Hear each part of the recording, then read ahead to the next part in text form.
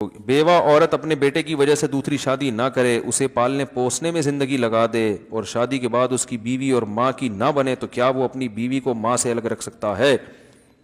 بیوہ عورت نے جو اپنے بیٹے کی وجہ سے شادی نہیں کی یہ غلط کیا۔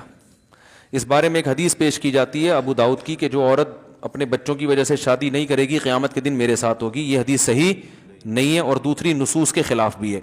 قرآن میں بے نکاحوں کو نکاح کی ترغیب دی ہے، اس میں بیوہ بھی داخل ہیں، طلاق یافتہ بھی داخل ہیں، مرد بھی داخل ہیں، عورتیں سب داخل ہیں اس میں۔ تو جو بھی بغیر نکاح کے ہو اس میں قرآن نے اس کو ترغیب دی ہے کہ وہ کلے زندگی، بولو بھائی، اکیلے زندگی نہ گزارے۔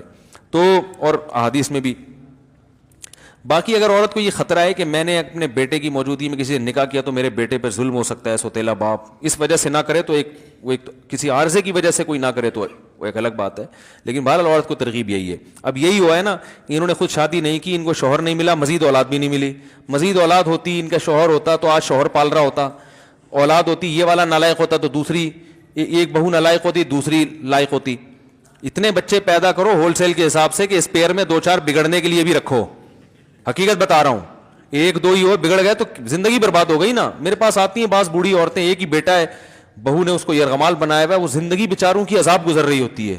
میں ان کو یہ کہتا تو نہیں کہ یہ کہ آپ نسل روکنے کا عذاب ہے، کیونکہ اور بیچاری پریشان ہو جائیں گی۔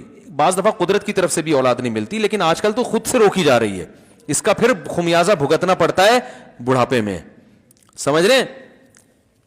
تو ماں کی نہ بنے تو کیا بیوی کو ماں سے الگ، ہاں ماں سے الگ رکھ سکتا ہے، لیکن ماں کے ساتھ جا کے پھر ٹائم زیادہ گزارا کرے تاکہ اس کو تنہائی محسوس نہ ہو۔